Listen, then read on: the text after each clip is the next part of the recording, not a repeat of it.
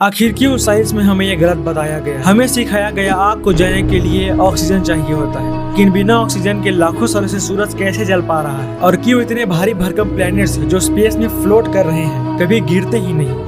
आखिर स्पेस में चल क्या रहा है, तो सच जानने के लिए रेडी हो जाओ। सन एक्चुअली जल नहीं रहा और प्लैनेट्स रुके हुए भी नहीं है। रियलिटी ये है, सब कुछ गिर रहा है, हम भी, आप भी, अर्थ भी, लेकिन फिर भी सब कुछ अपनी जगह पर है। बस इसी एक कॉन्सेप्ट को समझ लो, पूरा यूनिवर्स क्लियर हो जाए। वेल हेलो दोस्तों, मेरा नाम है गुलशन और आप लोग देख रहे हैं माइंड मोर से। आज हम एक ऐसे रहस्य से पर्दा उठाने वाले हैं जो आपको सोचने समझने पर मजबूर कर देगा। आप सबने कभी न कभी ये जरूर सोचा होगा, लाखों सालों से सूरज जलते हुए आ रहा है और वो अभी भी उतनी ही ऊर्जा के साथ में जल रहा है। और अगर नहीं सोचा है तो अब सोचो। हम सबको बचपन से बताया गया है आग को जलने के लिए ऑक्सीजन चाहिए होता है। ऑक्सीजन हटा दो तो आग भी बुझ जाती है। आप सबने देखा भी होगा, जलते हुए कैंडल को अगर ग्लास से ढक दिया जाए तो आग बुझ जाती है। एक्चुअली हम सोच सही रहे हैं, लेकिन हमारा डायरेक्शन गलत है। असल में हम सन को आग समझने की गलती कर रहे हैं, लेकिन सन कभी जलता ही नहीं। हम जो देख रहे हैं वो फायर नहीं है, ना ही कोई लकड़ी है, ना ही कोई गैस और ना ही कोई पेट्रोल। सन एक प्योर जायंट न्यूक्लियर इंजन है। सन का कोर इतना ज्यादा गर्म होता है कि हम इमेजिन भी नहीं कर सकते हैं। लगभग 1.5 करोड़ डिग्री सेल्सियस से भी ज्यादा होता है। इतना ज्यादा गर्म होता है कि एटम्स भी आपस में चिपक जाते हैं। नॉर्मली हाइड्रोजन और एटम्स एक दूसरे को रिपल करते हैं, लेकिन सन के कोर में इतना ज्यादा हीट और प्रेशर होता है कि एटम्स आपस में टकराकर फ्यूज हो जाते हैं। और यही पे आता है सबसे बड़ा ट्विस्ट। जब ये फ्यूजन होता है तो थोड़ा मास गायब हो जाता है और वही मास कन्वर्ट होता है एनर्जी में। इट्स कॉल्ड E =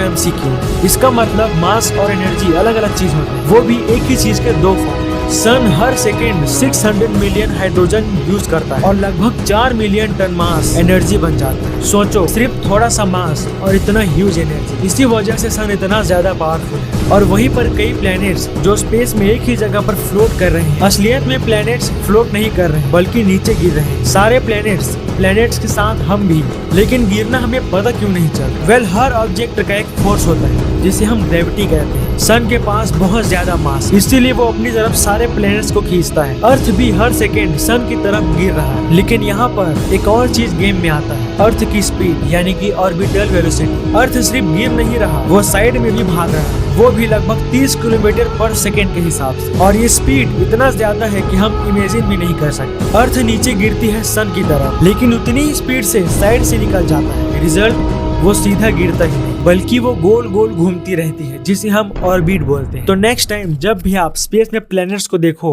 तो याद रखना, वो हवा में लटके हुए नहीं, वो बस गिर रहे हैं, लेकिन इतनी स्पीड से कि कभी गिरते ही नहीं। आशा करता हूँ आपको मेरा एक्सप्लेनेशन समझ आया होगा। वीडियो पसंद आया है तो प्लीज लाइक एंड सब्सक्राइब कर देना और कमेंट भी जरूर से कर देना। मिलते हैं ऐसी किसी और माइंड ब्लोइंग वीडियो के साथ में, तब तक के लिए अलविदा।